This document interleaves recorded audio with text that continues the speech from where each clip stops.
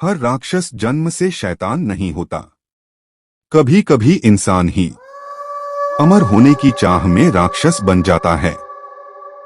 नमस्कार दोस्तों, मैं हूं सुगम कौशिक और आज की इस हॉरर फाइल में हम पहुंच चुके हैं उस मोड़ पर जहां डर सिर्फ शुरू हुआ है, क्योंकि अब सामने आने वाला है लाल हवेली का वो सच जो 100 साल से इस गांव में दफन था।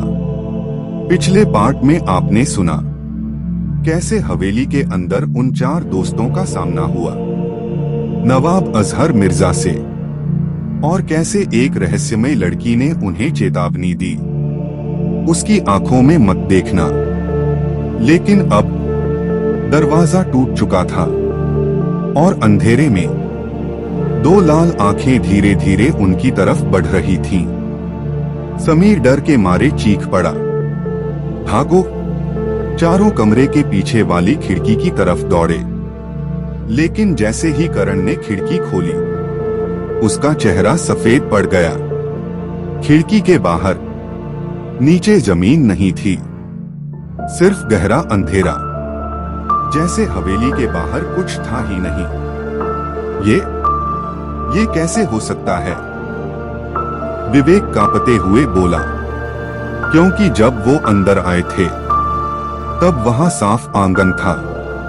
तभी पीछे से भारी आवाज आई। लाल हवेली में आने वाले अपनी मर्जी से नहीं जाते। चारों धीरे धीरे पीछे मुड़े और फिर उन्होंने उसे देखा। नवाब अजहर अब दरवाजे के पास खड़ा था। इस बार उसकी आंखें पहले से ज्यादा लाल थीं। उसका चेहरा धीरे धीरे बदल रहा था, त्वचा फटती हुई सी लग रही थी और उसके दांत अब और लंबे हो चुके थे। लेकिन सबसे डरावनी चीज उसकी मुस्कान थी। वो मुस्कुरा रहा था जैसे उसे पता हो कि अब कोई नहीं बच सकता। आर्यन ने कांपते हुए पूछा, तुम चाहते क्या हो? अजहर कुछ सेकंड तक उसे घूरता रहा, फिर धीरे से बोला, बस जिंदा रहना। तभी कमरे में बैठी वो लड़की अचानक चिल्लाई, झूठ बोल रहा है ये। अजहर का चेहरा अचानक गुस्से से भर गया। उसने लड़की की तरफ देखा और अगले ही पल वो बिजली की तरह उसके सामने पहुंच गया। उसने लड़की का गला पकड़ लिया। तुम्हें चुप रहना चाहिए था। उसकी आवाज अब इंसानों जैसी नहीं रही थी, भारी और डरावनी। छोड़ उसे, आर्यन चिल्लाया। लेकिन अजहर ने उसकी तरफ देखा भी नहीं। उसकी आंखें अब पूरी लाल हो चुकी थीं। दोस्तों, अगर आपके सामने कोई ऐसी चीज हो जिसे गोली, ताकत या इंसानी दिमाग कुछ भी रोक ना सके, तो आप क्या करेंगे? क्योंकि अब उन चारों को समझ आ चुका था कि वो किसी इंसान के सामने नहीं खड़े थे। तभी वो लड़की अचानक चीखी, तहखाना! सच तहखाने में है। और अगले ही पल अजहर ने उसे दीवार पर फेंक दिया। धड़ाम! लड़की बेहोश होकर गिर गई। भागो! आर्यन चिल्लाया। चारों कमरे से बाहर भागे। पीछे से अजहर की डरावनी आवाज पूरी हवेली में गूंज रही थी, तुम बच नहीं सकते।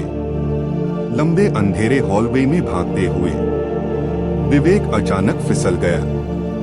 उसका कैमरा नीचे गिरा और कैमरे की रोशनी दीवार पर पड़ी।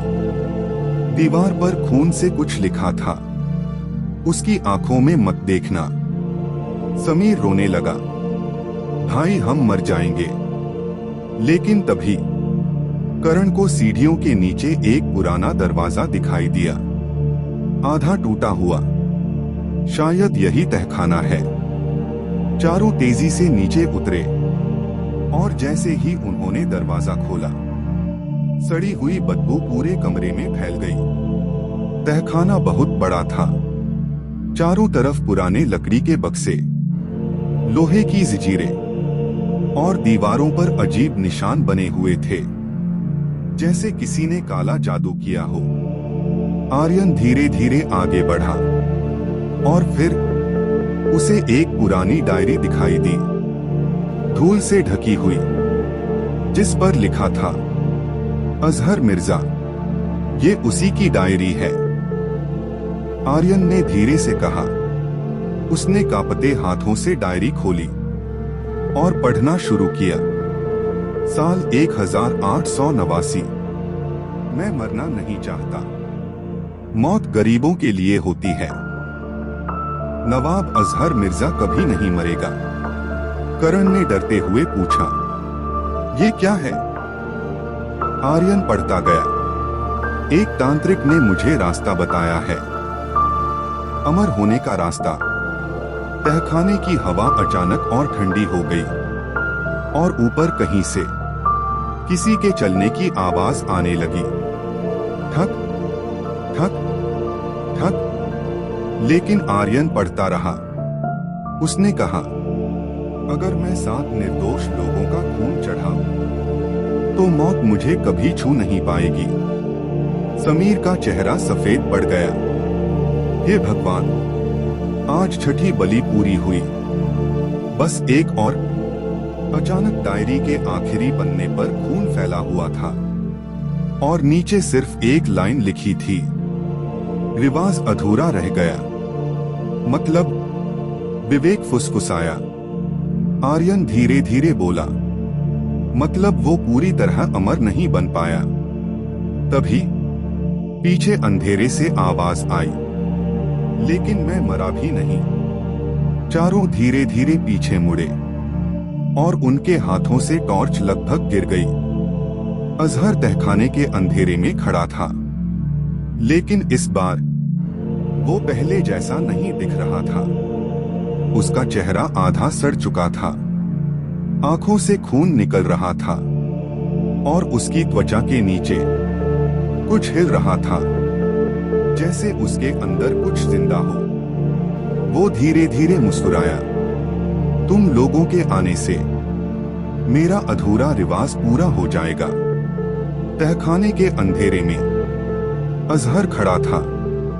उसका आधा सड़ा हुआ चेहरा, लाल आंखें और वो मुस्कान, जिसे देखकर ऐसा लग रहा था जैसे मौत खुद सामने खड़ी हो।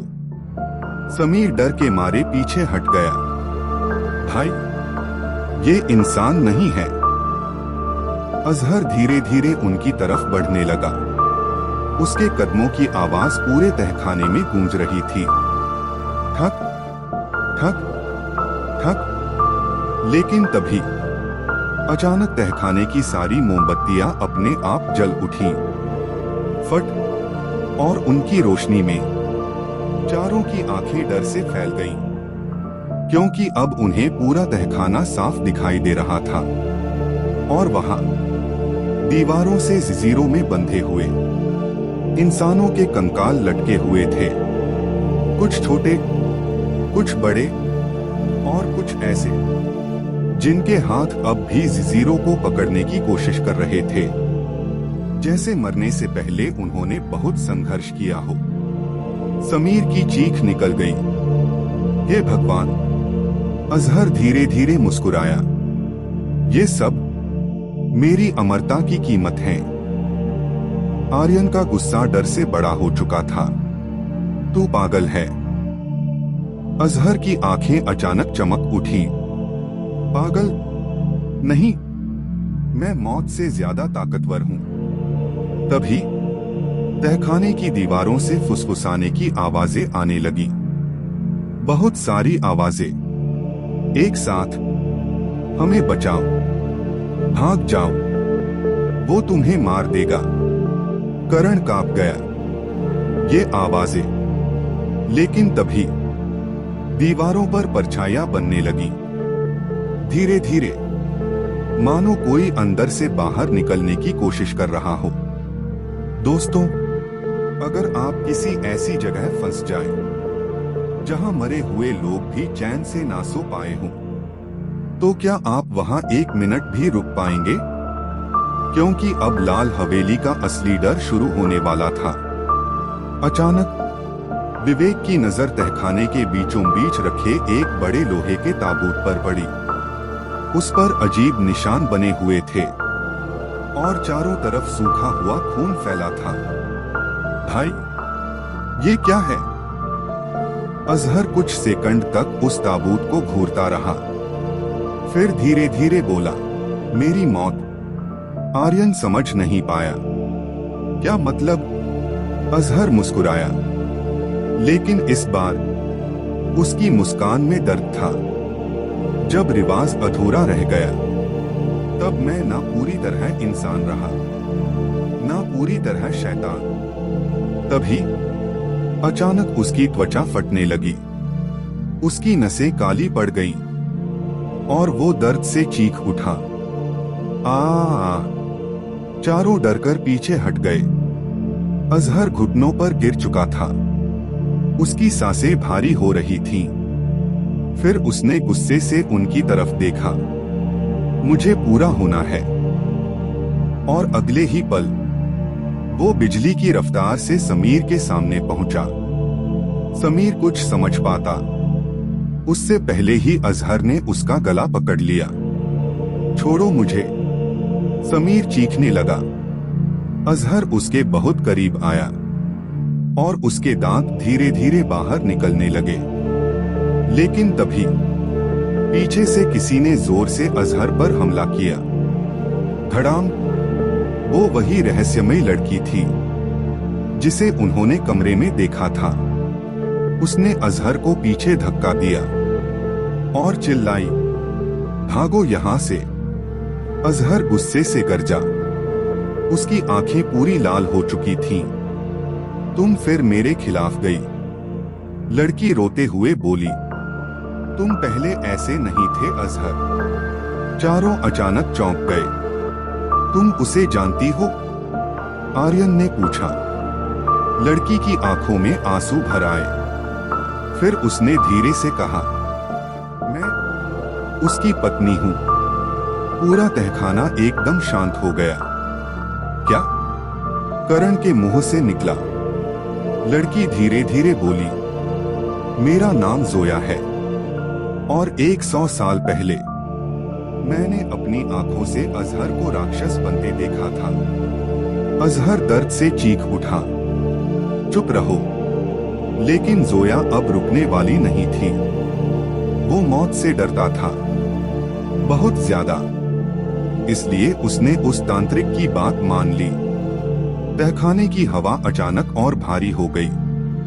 लेकिन आखिरी बलि मैं बनने वाली थी। चारों की आंखें फैल गईं। उसने तुम्हें मारना चाहा? जोया धीरे से सिर हिलाने लगी।